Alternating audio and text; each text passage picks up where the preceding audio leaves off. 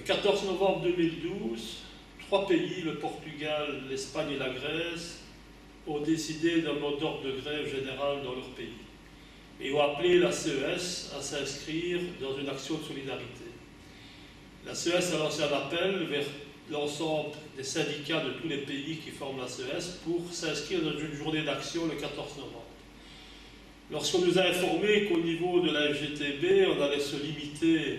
à une action concentrée sur les ambassades, au niveau de la centrale générale FGTB de Liège-Waremme et à l'occasion de son congrès du 20 octobre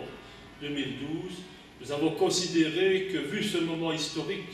de pouvoir mener une action au niveau européen contre l'austérité, la seule riposte possible était de lancer un mot d'ordre de grève générale le 14 novembre. Et notre position était de dire que quel que soit le mandat de la FGTB fédérale ou de la CES, nous nous inscririons au niveau de la centrale générale FGTB de Liège-Waremme dans 24 heures de grève.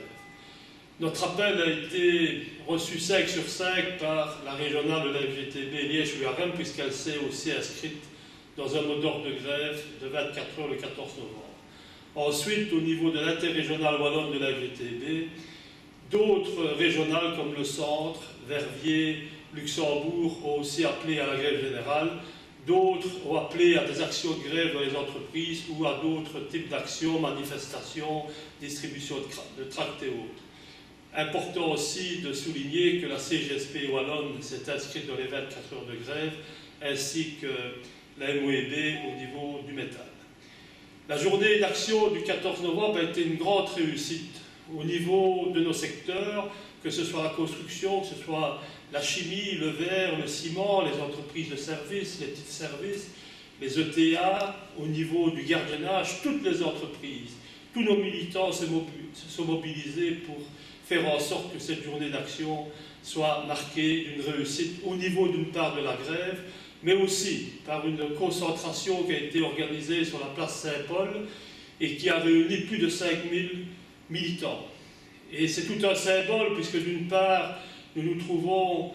avec à notre gauche la Banque nationale, le symbole du capitalisme, ceux qui sont responsables de la crise économique. À notre droite, nous avons la cathédrale, dont nous ne voulons pas revenir à la logique de la charité chrétienne comme à l'époque de Germinal. Et entre les deux se trouve la FGTB qui fera toujours en sorte d'empêcher qu'ils puissent se rejoindre et nous refaire un projet de société du type Germinal pour lequel nos aïeuls ont fait en sorte de faire les conquêtes de notre sécurité sociale, de notre protection du travail qui ont fait les grands jours de notre syndicalisme. Et aujourd'hui, nous sommes à un tournant de l'histoire où on constate qu'au niveau de l'Europe, ce n'est plus que la logique de l'austérité. C'est rendre les pauvres plus pauvres, c'est rendre les riches plus riches. Et il est clair que nous avons voulu, par cette action du 14 novembre, donner 3 messages très clairs. Un, vis-à-vis du patronat. Lui dire qu'il doit comprendre qu'il doit cesser avec son arrogance, de considérer que seuls les coûts salariaux sont la cause de notre problème de ralentissement de l'économie, alors qu'au contraire, elle y participe par la relance de la consommation. En appelant à la remise en cause de l'indexation automatique des salaires, des allocations sociales, de vouloir revenir à des logiques de retravailler 2 heures de plus pour le même salaire, remettre en cause tous les acquis sociaux des travailleurs et vouloir tout le temps plus de flexibilité, alors que notre pays est déjà le plus flexible. Deuxième message vers le gouvernement, ne pas considérer que dans le cadre du budget, pour pouvoir faire en sorte de compenser les milliards qui ont dû être donnés dans les banques, qui sont les responsables de la crise financière et aujourd'hui la crise économique que nous vivons depuis 2008, de vouloir s'attaquer tout le temps à ceux qui travaillent aux allocataires sociaux. Par d'une part, peut-être la remise en cause de l'index. Il est clair que ce serait inacceptable, quelque formule que ce soit qui toucherait au mécanisme de l'index. Et en ce compris, pour qu'on soit bien clair, de vouloir simplement limiter le saut d'index aux hauts salaires, ce serait la pire des choses, parce que ça remettrait en cause les principes de solidarité que sont le financement de la sécurité sociale, que sont le financement des services publics au travers de l'impôt. Aussi, dire clairement que ce n'est pas par une hausse de la TVA où on fait porter sur la consommation, donc sur les travailleurs, les allocataires sociaux, tout l'effort. Ce que nous appelons au contraire, c'est une fiscalité juste, la globalisation de tous les revenus, qu'il soit du travail, mobilier, immobilier, et qu'il soit taxé selon un principe de progressivité, ce qui protégerait les plus petits revenus, mais qui ferait contribuer davantage les hauts revenus, ou en tout cas qu'ils paieraient enfin ce qu'ils doivent. Et cela par une progressivité qui ne reposerait pas sur 5 tranches d'imposition, mais au moins sur 10 tranches d'imposition. Et deuxièmement, pour la relance, d'oser faire en sorte de prendre l'argent où il se trouve dans le patrimoine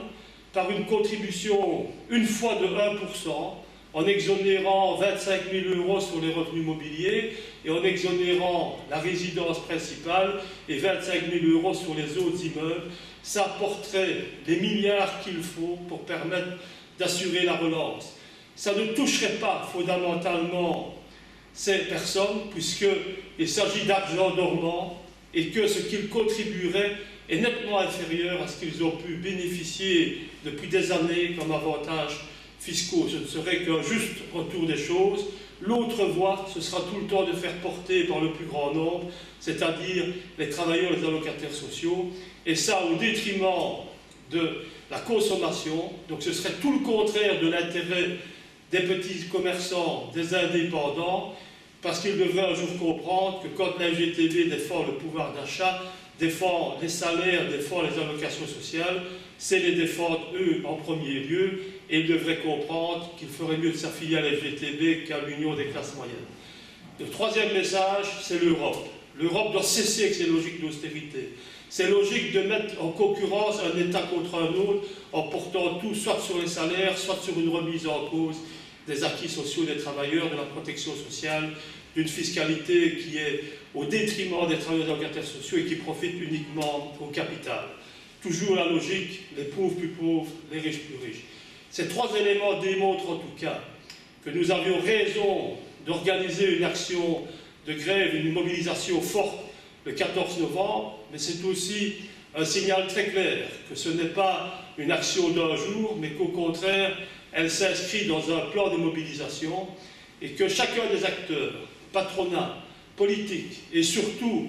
tous les partis de droite doivent comprendre que s'ils veulent s'attaquer à notre modèle social, que s'ils veulent s'en prendre par l'austérité aux acquis sociaux du monde du travail,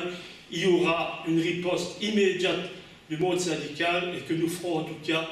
en sorte que tous les acquis qui ont été obtenus par nos aïeuls, nous ne sommes pas la génération qui acceptera le recul social à ce niveau-là. C'est pas seulement pour nous que nous nous battons aujourd'hui, mais c'est aussi pour nos enfants, nos petits-enfants, sans quoi on fera porter pour des générations futures des situations qui sont inacceptables, peut-être à l'image de pays comme la Grèce, comme l'Espagne, comme le Portugal, où on voit des situations de suicide permanent, où on voit des situations où des personnes en vont même jusqu'à vouloir mettre en vente leurs organes pour pouvoir encore se loger, se nourrir, se soigner. C'est inacceptable et il est clair que nous serons toujours du côté des travailleurs. Le 14, c'était une mobilisation importante, réussie, mais ce n'est qu'un prémisse par rapport à tous ceux qui voudront s'attaquer au monde du travail.